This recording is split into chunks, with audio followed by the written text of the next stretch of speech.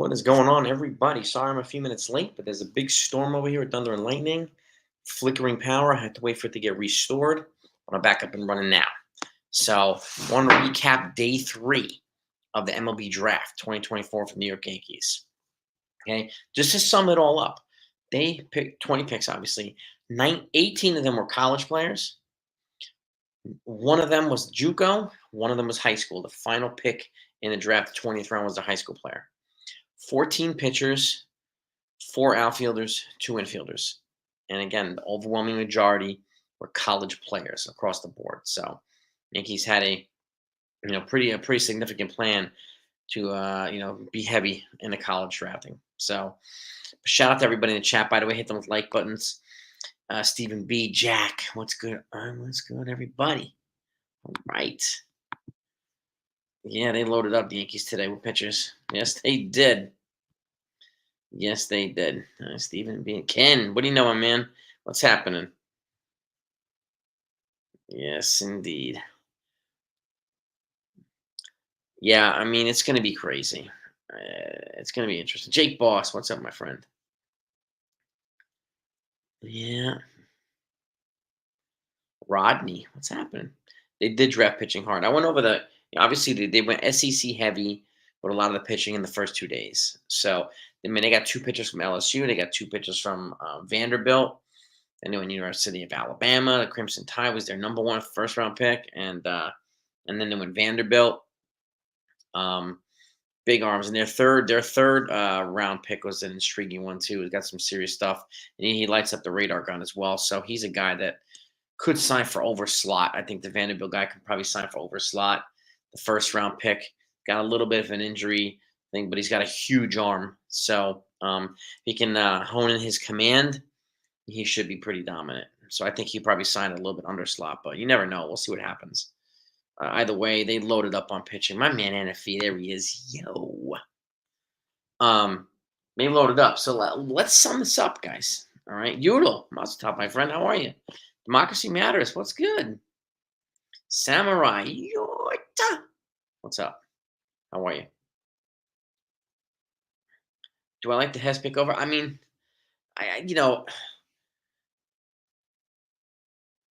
the upside for Hess is probably bigger than the upside for White. And it looks like to me in the first 2 picks, at least, they went for upside and pure stuff over ideal fit and best player available kind of stuff. That's the way it looks to me.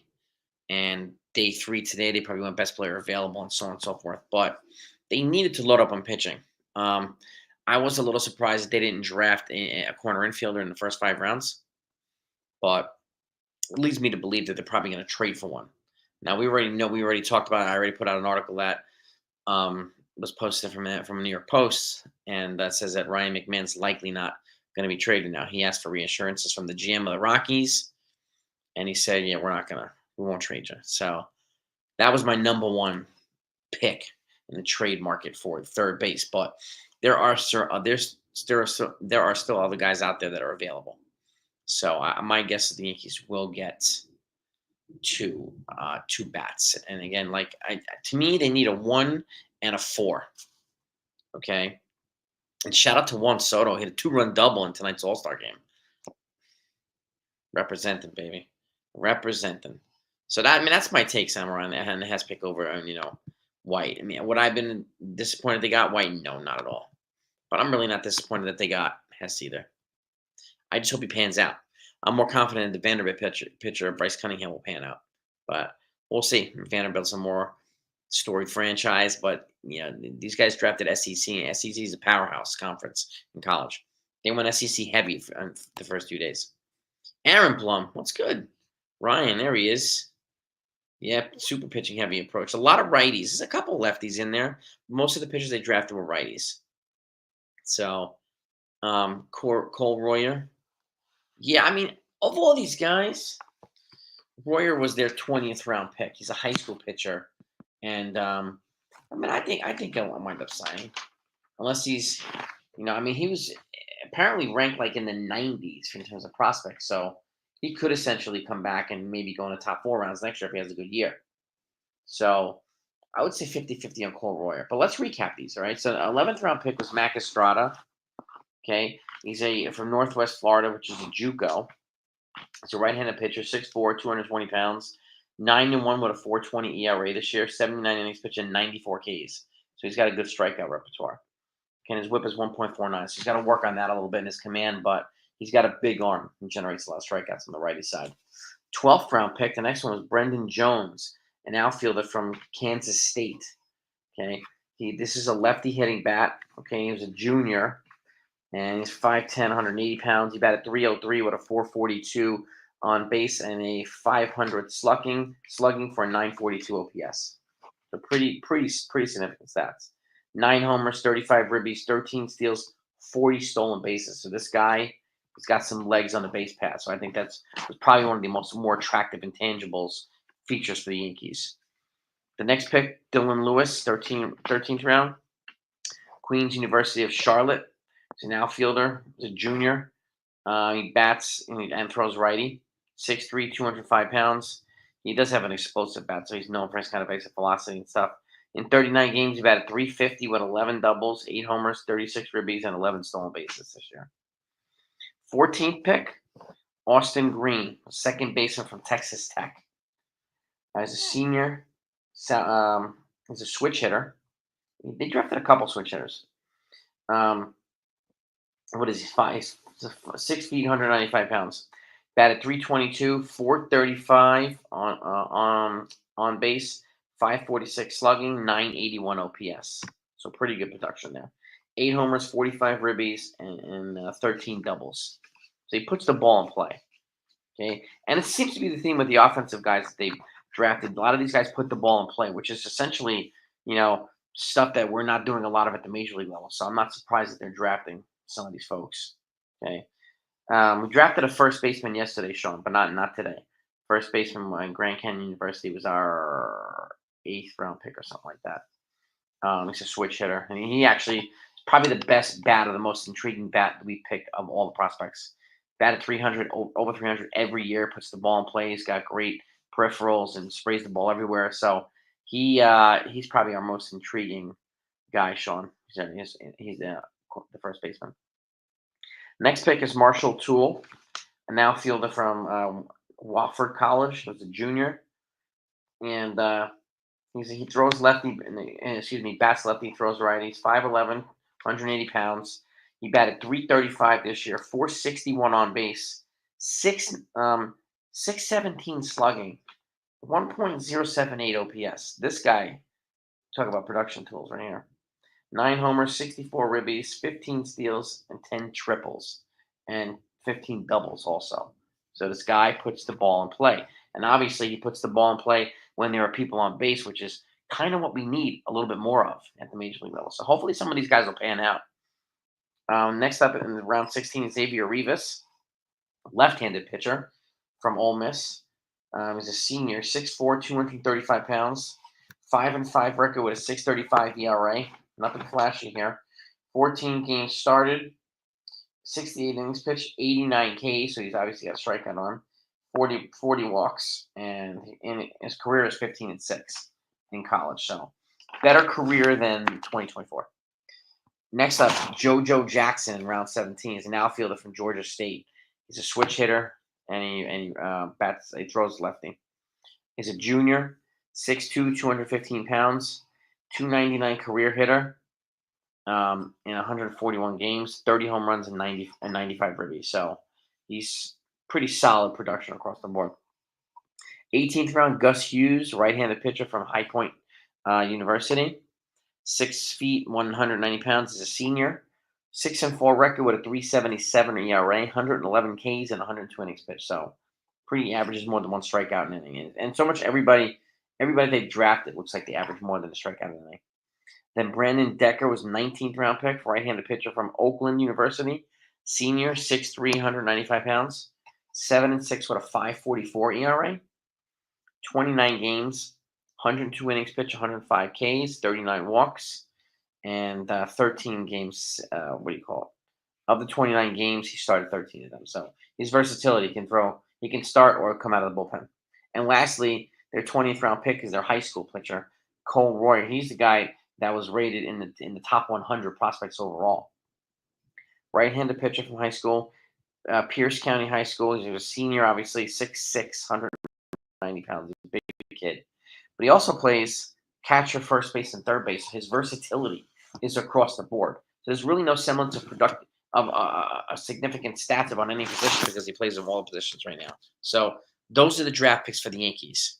Okay, heavy on the college, heavy on the pitching, and there's no surprise they've traded away a lot of pitchers over the last couple of years to get arms and bats and stuff. So I'm not surprised. I'm really not surprised at all. And again, and I do think they're loading up this much so that they could potentially move some of the arms that are already in the system for at the trade deadline. So I'm really curious to see what they're going to do here. This is going to be really interesting to see. Um, yeah, went to the same high school as Brock Salvage. Nice. Kyle Cart, 0-6 with 6'3" and high. Wow. See some of these guys. This guy's from Taiwan, not Japan. The first baseman that we got from Grand Canyon University is from Taiwan. Taiwan-born player, not Japan, not Japanese. Yep. I think he was our 8th round pick yesterday. 8th or 9th. And he's our switch hitter, first base, and if you look at his stats, very good production across the board. Plus 300 batting average every single year in college. Just a good stat profile everywhere. Contact, power, speed, everything. So he's probably the most intriguing offensive prospect that we've drafted this year. So, JUCO and then transferred to D1. They got it is what it is. Now we will see which one of these guys fits and how many of them last and how many of them actually sign. And then that's the other key. Do they all sign? Or does somebody come back in the draft? I could see that kid, the 20th round pick, going back in the draft. Yeah. Yeah, I mean, this one's going to be interesting, but I'm not surprised. I mean, of those guys, I could see a couple of them getting into the top 20, 25 prospects like right away. And you're probably looking at, some of these guys will probably replace a Selvage or Car, like some of these guys, a Car, like some of these guys will replace them. And this is going to be the way every year is, right? If somebody doesn't, somebody gets drafted high and then does not really panning out their system, they just recycle it with more draft picks every year. So, and again, like I said, oh, and by the way, if you haven't heard, I put out a short earlier. Rob Manfred announced that MLB is open to, in the next CBA, collective bargaining agreement, they're open to trading draft picks. This is something that the NFL does, and it's something that the NBA does for either draft picks or for current players. So that's an interesting thing, and I do think it's a good idea for the MLB to go to that. And it'll make the draft more interesting. It'll make it more watchable. So, because one of the things I watch, like the NFL draft, I'm waiting for draft night trades, right? And I think if we could do that in baseball too, that would be kind of cool. But yeah, democracy. Rod Manfred did announce that, and they said MLB is open to it, and when the next collective bargaining agreement is signed. So that would be pretty cool. That would be pretty cool. Yeah, I mean, they might be. We might even have more in them in the top 25 democracy. We'll see.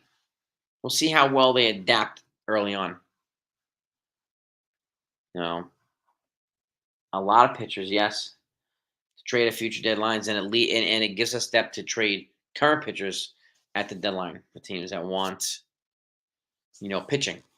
So, and the Yankees being in talks with the White Sox for Garrett Crochet. Like players have already been mentioned. We're at the point now where the last thing we heard from Bob Nightingale is that it's going to cost either Spencer Jones or Chase Hampton, not both. So one of them would have to be in the package. So, and again, you bring in somebody, these pitchers, one of them could probably replace Chase Hampton, who's one of the Yankees' highly touted pitching prospects. So it's going to be really interesting to see. We are, 15 days away now, or 14 days away from the draft? I mean, from the trade deadline. It's going to be crazy. It's going to be crazy. And I will be live that day. The deadline is at 6. I'm probably going to be live from 12 to 6. And I'll have people joining me along the way, which will be pretty neat. I'm looking forward to that. I'm looking forward to reporting everything that happens during that time, because that's when it's going to get crazy. that half a day leading into the draft, and even like a little bit after the draft deadline, not the draft, excuse me, the trade deadline expires, you'll get news of other trades that happen last minute that start trickling in after the deadline itself. So it's going to be really interesting to see. It's going to be a lot of fun. I'm looking forward to doing that. Yeah, and a whole new, yeah, Jake Boss, exactly, a whole new dynamic. When you can trade draft picks, you know, it's one of the things, like I said, I like about the NBA draft and the NFL draft. Like the Knicks just like it was crazy. The Knicks just traded for Mikal Bridges from the Nets, and like they sent them 5 first rounders, and then the Nets sent back 5 second rounders. So which is like it's a crazy trade, but it involved a massive number of draft picks. Massive number of draft picks. So yeah, I'm gonna guess. I mean, the first two pitchers will be in the most likely the top 15. At the worst, top 20. Hmm. So yeah, that was what happened today. Today's day three of the draft. It's officially over now, and now it's time to focus on trade deadline. Okay, the All Star game is going on right now. I think the American League is up 5-3, right? Let's see if they're still up 5-3. Um, yeah, still 5-3 into the seventh, going into the eighth inning. So you can draft high schoolers when they graduate, when they're seniors. Yep. How many guys sign under? Uh, it varies, Joseph. But I mean, last year, I think all or everyone or all but one signed the Yankees draft picks. I think it's either everyone or 19 out of 20 signed.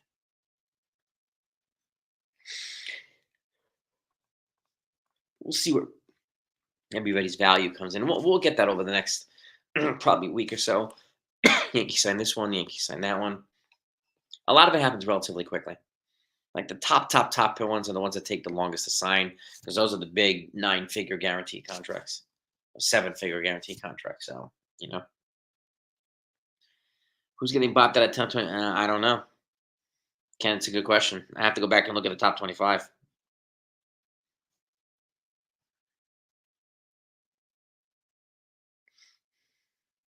Yep. Players must be a resident of the United States, U.S. territory, or Canada to be eligible for the draft. Yes, and otherwise you have the international prospect signing period. Yep. Yep. And then you have the posting system too, but that's Asia. The international is usually South America, Central America, Cuba, Dominican Republic, and Puerto Rico, Panama, Cuba, like all those. That's where you sign those guys in December. That's where most of those kids come from. And most of those people sign it as high school players. Yeah. And Jason Dominguez, when they signed him, he might have been 15 or just turned 16. But he didn't make it up here until he was 20. So it's not like LeBron James can be drafted at 18 and then a month later he's playing in the freaking NBA. So I mean that doesn't happen very often anyway. Somebody at that level, but it happens. It happens.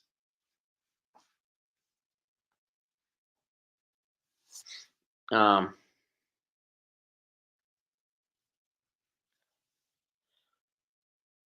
yeah, in football you can't get drafted from high school. You have to go to college for at least 1 year. But once you get drafted, you can go from being drafted right to the pros. That part is true, and the same part applies to baseball. But how often does it happen? Hardly ever. Even Jackson Holiday couldn't hack it in the majors. Like they rushed him, right? It just takes longer. It's a different skill application in baseball than it is in basketball and football. You know, two guard, 3 points. Yes, they do have to be aggressive at the deadline. Yes, they most certainly do.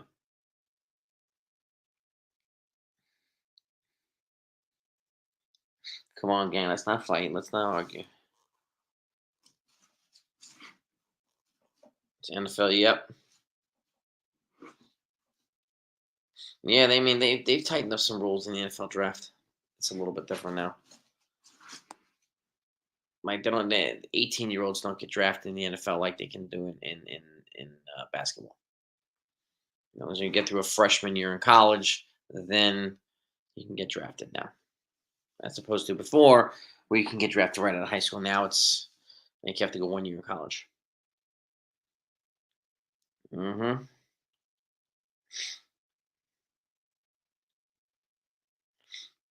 Yeah, yeah, that's right. Corbin Carroll, Gunnar, yes, they were 2019 and rookies of the year last year, right? 2023. So yeah, 3 to 4 years.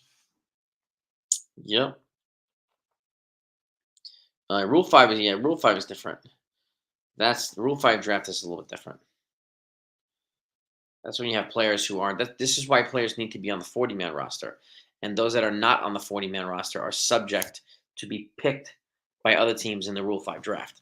That's where teams can poach other players, other teams. What do you call other teams' players who aren't on the 40-man? That's what the Rule 5 draft is for. And that's the thing. Like, there's a lot of players that need to be put on the phone. That's why you'll see, like, as we get closer to the Rule 5, you'll see roster shifts. You'll see people released or DFA'd just so that someone else can get put on the 40-man. Because once you get put on the 40-man, you're protected from the Rule 5 draft. You know, Isaac Paredes is an option too, Jack. I mean, I don't know if will the Rays trade him is the question to the Yankees. That's a good question. I don't know. Yeah, Jake Berger will be an interesting one. Josh Jung, and that's an interesting one too. What is he with Texas? Yeah, Burgers with the Marlins. I mean, if you can pry Paredes from the Rays, then that'd be kind of cool. Like McMahon was my first pick. I mean, he was my number one. I wish they could just say, "I'm making you an offer you can't refuse," and it happens. But I know they're not going to give Jones and Dominguez and Hampton or something like that for McMahon. That's not going to happen. Yeah. Yankees, yeah. I mean, the Yankees, they do, yeah. To your point, Ken, too. The Yankees get rated more than any other team does in the Rule 5 draft. People poach a lot of Yankees prospects from Rule 5. Just goes to show how much better they've been developing players recently. Yeah. Yes, they have. And we'll see who needs to get put on the Rule 5 on the 40-man soon as well to get protected from the Rule 5. Yeah, democracy. Have a great night, man. Democracy. Look, that's a fruitful discussion, gang. I know when arguing, let's just have a fruitful discussion. You both bring good points. This is a good conversation to have. I want to make sure everybody else understands what we're talking about. Right, NFE? That's right, baby. Yeah, it's all good. It's all good. We all learn stuff. I learned from you guys and gals too. So, as long as we're cool with each other in here, that's all that matters, man. That's it. And that's the other thing is like you have your regular amateur college draft, you have your Rule 5 draft, then you have your international player signing period. So there's so many different ways you can get athletes here signed. So, and that's the other thing. There's like a lot of layers of this stuff. I mean, baseball's got 20 freaking rounds. Football's got 7. Basketball's got what, 2 or 3? We have 20. Now before we used to have 40. Now down to 20.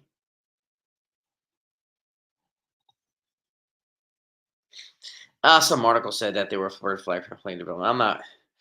Yeah, I'm not worried about. I'm not really. Ken, I wouldn't worry about that. I don't know. you know, take seriously talking points. We used to be 40 rounds. Yeah, it was crazy. That's when guys like Mike Piazza was drafted like almost in the 40th round, and he was a Hall of Fame catcher.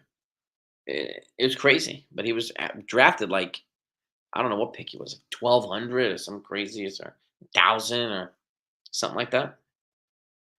Yeah, absolutely crazy, absolutely crazy. But gang, if the Yankees can only make two moves at the deadline, what are the two moves that you think they should make? What would you make if you only had a chance to make two moves? And let's just say both of them are trades. Hmm.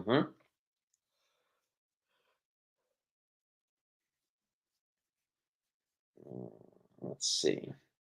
Piazza was a 62nd round, and maybe even later rounds than that. Piazza was like, drafted like behind everybody.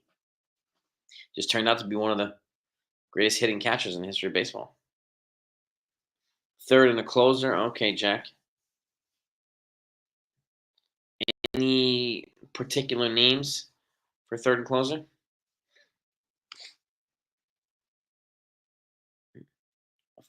Piazza was fantastic.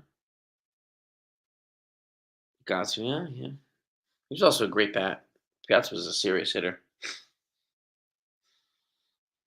Third base, bullpen. Okay.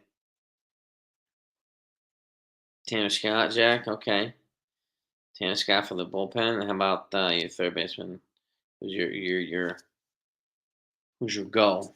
Like who's your absolutely yes guy?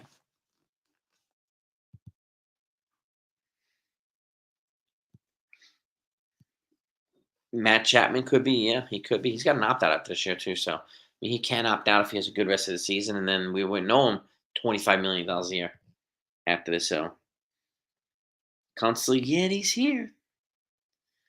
Yeah, it's still flying through.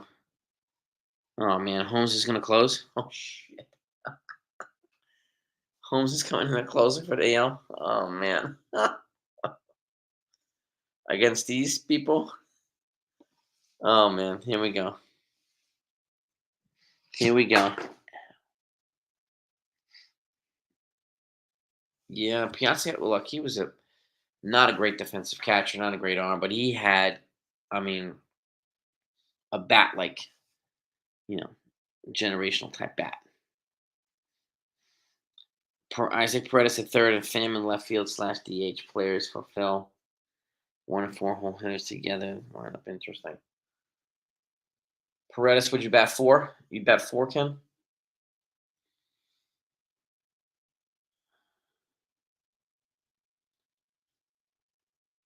Piazza would definitely not have caught in today's game. No, it's a different catching game now.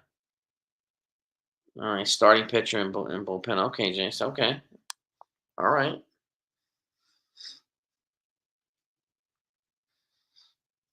All right. Well, do I think in division trades are realistic? I mean, they are, but like I don't see Guerrero or Bichette coming to the Yankees. I don't see that type of in-season trade. Paredes could be an impactful trade. I mean, we can give them a pitcher. We can give them a couple of different things. I mean, they have a lot of pitchers coming back from injury, but they still have a lot of holes. So we can definitely facilitate that trade. Probably have to pay a little bit more than we want because it's Paredes and he's got controllable years here. So, um, but they are possible, Ryan. I don't think they happen very often, but they're possible.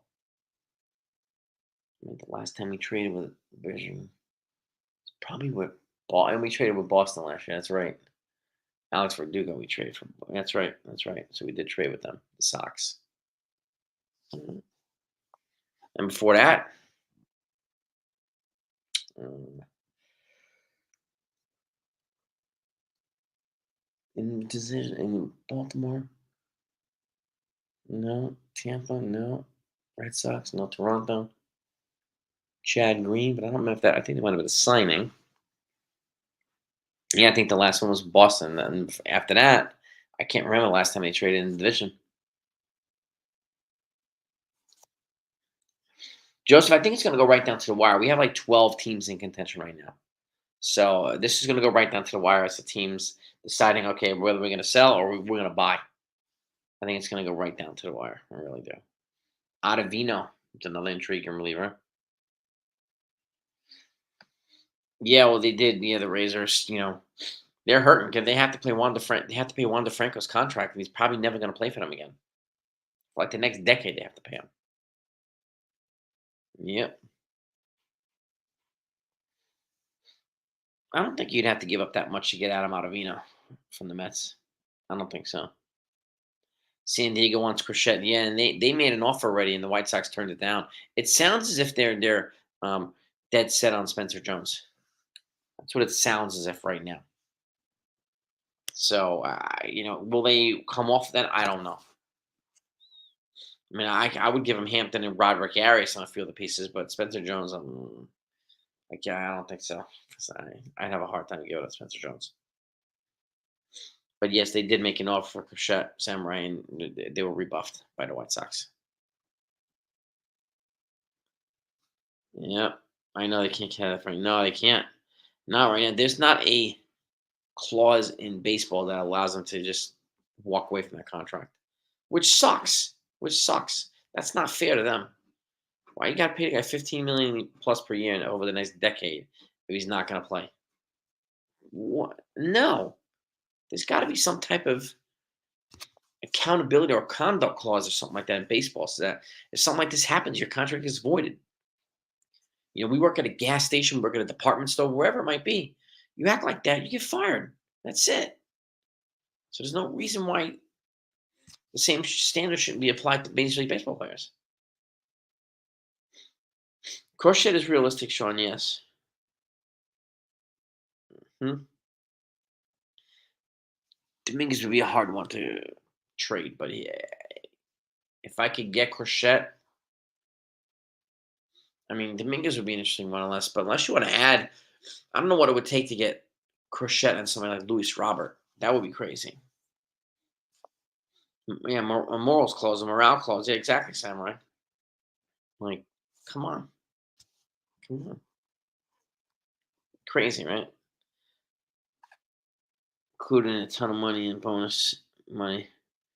Francis deal, including didn't. Yeah, all right.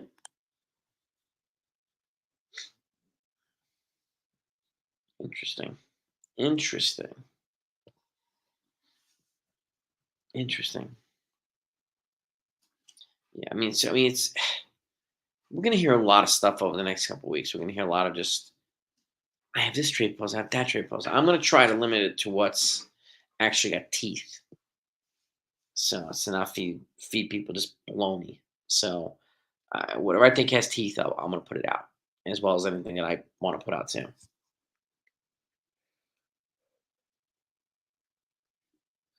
You know, Ryan, that's a great question, but unfortunately, contracts are guaranteed in their entirety in baseball. They're the most powerful union probably in America or the world. The MLBPA, Players Association. Crochet's pretty filthy, yeah, and he's transitioning pretty smoothly to the rotation as well. He's very good. Yeah. Um, for the Verdugo trade, Vino Felix, Felix, yeah. Herman for prospects named Stephen Drew. Stephen Drew, why he took us back. He was traded to Boston, yeah. Yeah, Crochet's got 2 more seasons of control after this year. He's not a free agent until 2027. Yeah, and that would be big value for the Yankees. That would be a very big value for the Yankees and any team. And again, I'm not sleeping on a team like the Dodgers. I'm not sleeping on the Braves. I'm not sleeping on maybe the Phillies, Orioles. Any of those teams could swoop in and get Garrett Crochet. Any of them could do that. I don't know. I mean, sure, if I would imagine it would use him as the number 2 starter when he came here. That'd be my guess. But then once they get Clark Schmidt back, and then like I would Probably try to turn the rotation to a six-man rotation for the rest of the year. That way, you give Garrett Crochet an extra day rest. You give Cole and the other guys an extra day rest. It might do them some good. Yeah,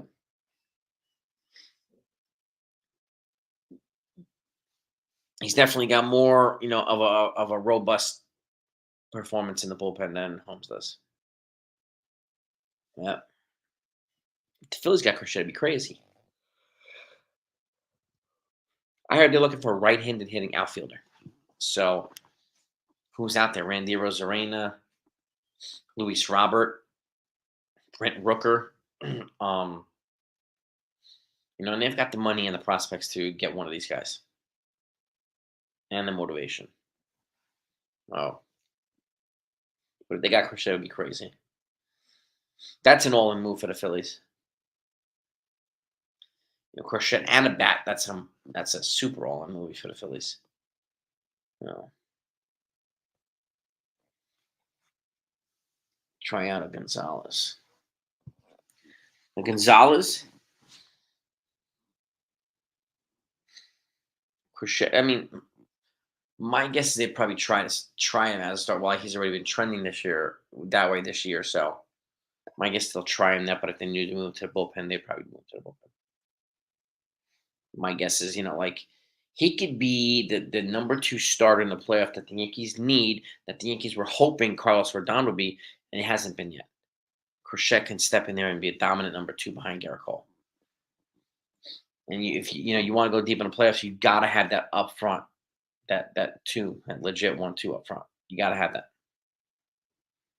Hmm? Yeah, Rooker in the Phillies lineup, Robert in the Phillies lineup, any of these guys in the Phillies lineup will be freaking nuts. Yeah. What made me want to? Because I love talking about baseball and I love talking about the Yankees. I would do the same, Ryan. If you love to, find something that you'd love to talk about, and you can start a YouTube channel and introduce yourself. Same here, talk about this and why. You give them a little background story, and then you just you're consistent with it. And as you get more consistent, your flow will get smoother. You'll have a better idea of who your audience is, and so on. But that's essentially what me. I love talking about baseball, just like I love talking about running. I have a running YouTube channel also. So, and I do a lot of personalized coaching and mentoring on that channel. Train people for the marathon, 5K, like all kinds of stuff. So, I have both of the channels are monetized and doing pretty decent. So, Lisa, yeah, Joseph, I hear you, man. Yes, they are, Samurai. They've been freaking out for weeks now. Yeah, even though we took 2 out of 3, it doesn't matter. It's fire Boone, it's fire Cashman. That's the talking point that so many people use. All right, so that's just wherever they get it is wherever they get it. Yeah. But that's it. So that's the draft. Okay, the Yankees have made all their 20 picks, and let me know what your thoughts are. I mean, the 14 pitchers. I think 12 of them are righty. I think 2 of them are lefty. All the pitchers are pretty big, and they picked up some strategically good hitters. It looks like too that can put the ball in play and have other intangibles on the base paths and steal and stuff. So that makes it exciting too. But these guys have to work their way up to the system no matter what. Hopefully, I wish them luck, and I hope to see these guys up in the high levels of the system as we keep track, keep tabs on these guys. But I want to thank you all for coming on. Hit that like button on the way out. Let's try to get to 100 likes if we haven't done that yet. I appreciate all your feedback, and your comments and your insights are great. I love doing this with you guys and gals. So it's one reason why this channel is special, and want to keep it that way. Where's your pride, guys? AL wins. All right. Did Clay Holmes close it out? Aaron Blum, did the Clay Holmes close it out? Legit 1-2 like Verlander and Cole. Yeah, it'd be crazy, right? Or Cole and Verlander. Yeah, that's sound right. Oh, yeah. Be crazy. It'd be crazy. But yeah, have a great night, everybody. Peace and love to all of you. Again, smack the like button if you're on the way out. Smack the subscribe button if you're not subscribed to this channel yet. Let me know why. I don't want you missing out on stuff. So that's what I got. Yeah. Peace and love to all of you. Go Yankees. Now it's time to relax. Now they don't play a game until on Friday now. So they have a couple days to just regroup. And all right around the corner is going to be the MLB trade deadline. And that's when I'm going to be live for pretty much half the day on that day when it gets crazy. So that's going to be fun. I'm looking forward to hopefully hanging out with all of you that day too. So have a great night, everybody. If anything comes out tonight, you'll get it. Go Yankees. Peace.